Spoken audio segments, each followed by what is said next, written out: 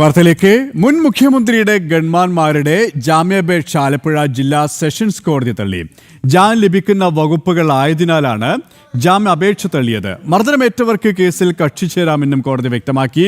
വിശദാംശങ്ങളുമായി സുധീഷ് ഗോപാൽ ചേരുകയാണ്. സുധീഷ്, ഈ ഗൺമാന്മാരുടെ ജാമ്യാപേക്ഷയാണ് ആലപ്പുഴ ജില്ലാ സെഷൻസ് കോടതി തള്ളിയിരിക്കുന്നത്. കോടതി ഇതുമായി ബന്ധപ്പെട്ട് എന്തൊക്കെ കാര്യങ്ങളാണ് വിശദീകരിച്ചത്?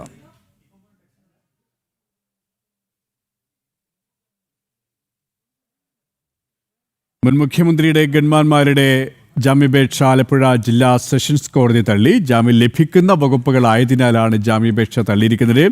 മർദ്ദനമേറ്റവർക്ക് കേസിൽ കക്ഷി ചേരാമെന്നും കോടതി വ്യക്തമാക്കിയിട്ടുണ്ട്. അതേസമയം തന്നെ ആലപ്പുഴയിലെ നവകേരള യാത്രയ്ക്കിടെ ഉണ്ടായ മർദ്ദനത്തിൽ മുൻ മുഖ്യമന്ത്രി പിണറായി വിജയന്റെ ഗൺമാനും 4 സുരക്ഷാ ഉദ്യോഗസ്ഥർക്കുമെതിരെ നടപടി.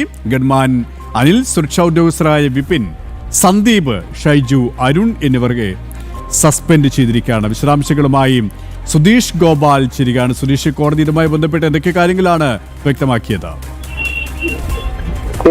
കോടതി പ്രധാനമായും ചൂണ്ടിക്കാണിച്ചത് പ്രത്യേക അന്വേഷണ സംഘം അന്വേഷണം നടത്തിയതിനു ശേഷം അതിൽ എന്ത് കണ്ടെത്തലുകളാണ് ഉള്ളത്, പുതിയതായി എന്തെങ്കിലും വകുപ്പുകൾ ചേർത്തോ എന്നതടക്കമുള്ള ഒരു റിപ്പോർട്ടും കോടതിയിൽ സമർപ്പിച്ചിരുന്നില്ല. ഇതുവരെ കോടതിയിൽ ലഭ്യമായ റിപ്പോർട്ടുകളുടെ അടിസ്ഥാനത്തിൽ പ്രതികൾക്കെതിരെ ചുമത്തിയിരിക്കുന്നത് സ്റ്റേഷൻ ജാമ്യം ലഭിക്കാവുന്ന വകുപ്പുകൾ മാത്രമാണ്.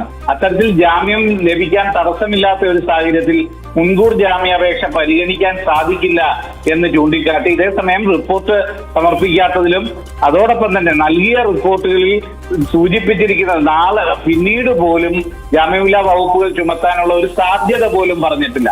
അപ്പോൾ ഇത്തരത്തിലാണോ റിപ്പോർട്ടുകൾ നൽകേണ്ടത്? വാർത്തകൾ സൃഷ്ടിക്കുകയല്ല, വസ്തുതാപരമായ റിപ്പോർട്ട് കോടതിയിൽ നൽകുകയാണ് വേണ്ടത് എന്ന തരത്തിൽ കടുത്ത ഭാഷയിലാണ് കൊട്ടിഘോഷിച്ച് നിയോഗിച്ച പ്രത്യേക അന്വേഷണ സംഘത്തെ വി.ഡി. സതീശൻ സർക്കാർ അധികാരത്തിൽ വന്നതിന് ശേഷം ആദ്യ മന്ത്രിസഭാ യോഗത്തിലെ പ്രഖ്യാപനമായി വന്ന ഈ പ്രത്യേക അന്വേഷണ സംഘത്തിന്റെ നടപടികളെ അതിരൂക്ഷമായ ഭാഷയിലാണ് കോടതി വിമർശിച്ചത്.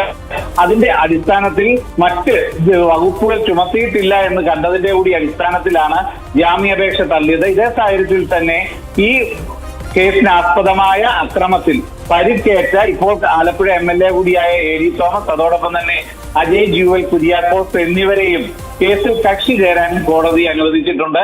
അത്തരത്തിൽ ഈ ജാമ്യാപേക്ഷ തീർപ്പാക്കിക്കൊണ്ടാണ് ഇന്ന് ജാമ്യാപേക്ഷ തള്ളി കോടതി ഉത്തരവായത്. KP ആലപ്പുഴയിൽ നിന്നും സുധീഷ് ഗോപാലാണ് വിശദാംശങ്ങൾ നൽകിയത്.